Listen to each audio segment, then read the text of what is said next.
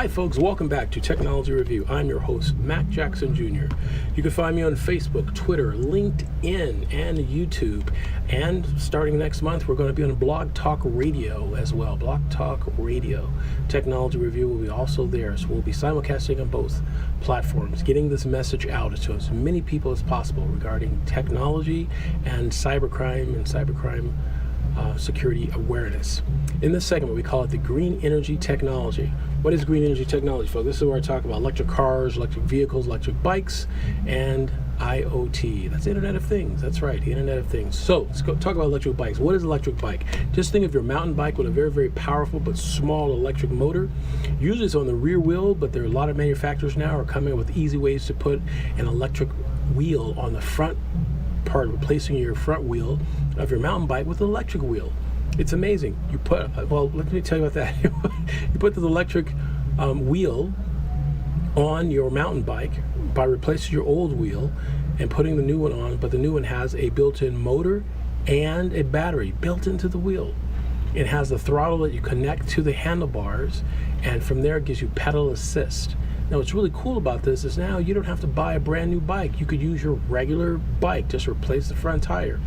An amazing technology, folks. To find out more about that, go to my website, or you can go to YouTube, folks, and just Google search electric bikes, and you'll be amazed.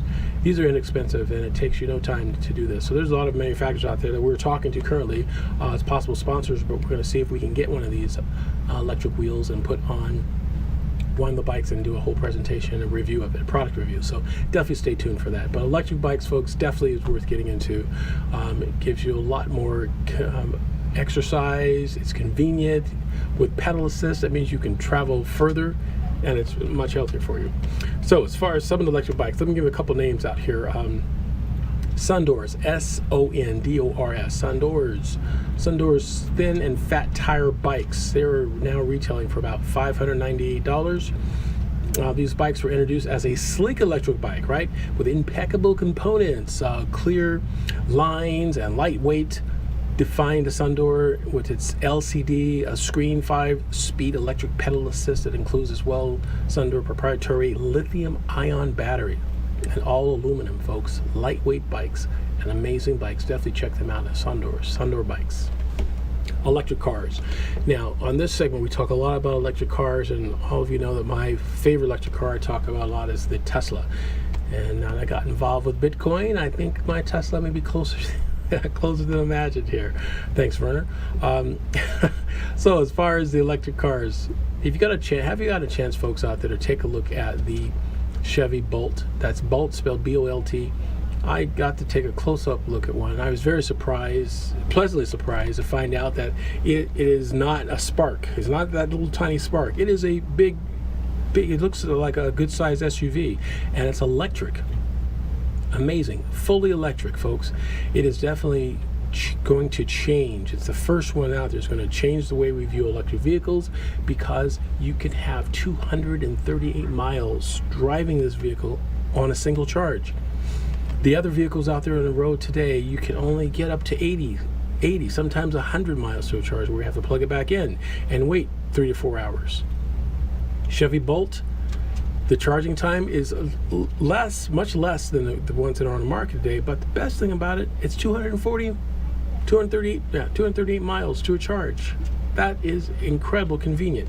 Definitely check out the Chevy Bolt, spelled B-O-L-T. Now there is a Volt. There's a Chevy Bolt, but it's more of a hybrid where there's a gasoline engine. That the engine is a generator, only generator, doesn't turn any of the wheels, that's used to keep the batteries up to charge. That's a Chevy Volt, spelled V-O-L-T. It's a nice breed too, a very, very nice automobile. The new version, the 2017, looks very, very, very nice. Definitely check those out. Go in for a test drive if you can in your area. Now, my favorite automobile, folks, is the Tesla. That's right, Tesla Model S and Tesla Model X. Get a chance to test drive them, please do. It's absolutely amazing. Now, what's really, really nice that I've also found out, folks, there's now an aftermarket. That's right, there are used Teslas. Tesla's been around now since 2014. Tesla Model S. Tesla Model S has, and even the Model X 2016, last year. So there are inventories that are out there across the country that are part of leasing programs and ones for purchase that are the certified automobiles. I definitely recommend taking a look at some of these. I'm looking at that now and seeing if I want to go that route as well. But definitely Tesla's one to go. And people ask me, I get emails all the time, why Tesla over a regular gas-powered vehicle?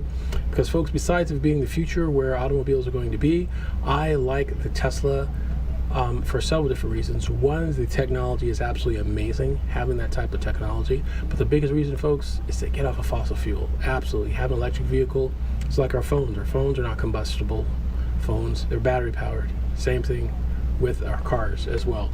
But definitely stay tuned, folks, on this show and other shows like this, because there's new technology coming out that batteries, that's right, folks, batteries, that technology of batteries, the way that we see batteries now may be changing very soon, will be evolving, where the batteries will be a part of the fabric of the vehicle. Yes, that's right, the fabric of the vehicle. There's some interesting research going on, and stay tuned to this show. We're doing some research on that. We'll have some stories and reports to report back to you on those as well. Having a new type of battery technology where the batteries can be last longer than 270 miles to a charge. There's talk of bringing the batteries to going to 500 to 700 miles to a charge. Now that puts you in the area of a gasoline engine where you can charge up your vehicle once a month and drive it that long. That's pretty amazing. So definitely stay tuned. We're in the beginning levels of how battery technology will work, especially with some of these electric vehicles. And there is a plethora of electric vehicles coming out in 2018. Stay tuned for that also, folks. Large and major manufacturers are getting involved in this technology, including Audi. Nissan is coming with a new version of the Leaf that looks much better than the current version of the Leaf. BMW, just to name a few of them. Oh, I can't forget this one. Porsche. Absolutely, Porsche has a beautiful one coming out as well. So definitely stay tuned with these type of vehicles, and you'll be very pleasantly surprised what's happening around the corner.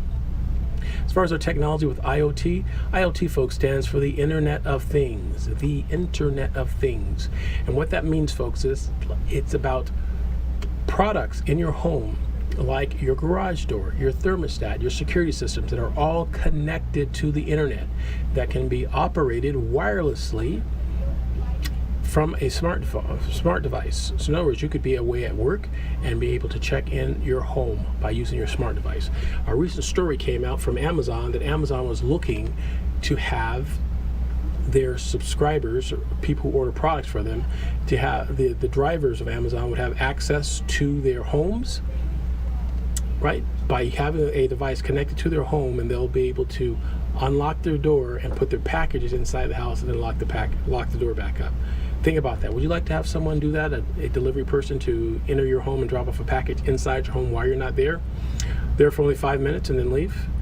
I'd like to get your responses. I'm hearing a lot of mixed opinions about that, so you can send your responses to info@macjacksonjr.com. It's info@macjacksonjr.com. And again, answer the question, would you mind having a package delivery service have access to your home? They can do it when you're not there and have access to your home. There's the reason I bring that up, folks, because there are lots of other technologies that can do that you can do that for them.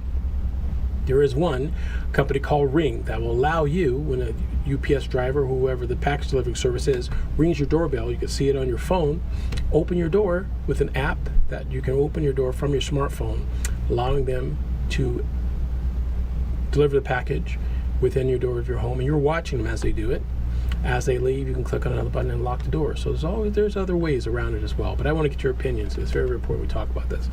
Anyways, folks, that is just one of the things we talk about in the show, and lots of others. Really appreciate your questions that you send to us in your emails regarding technology and cybersecurity. Again, my name is Mac Jackson Jr. This is Technology Review. We're here every Friday at 3 p.m.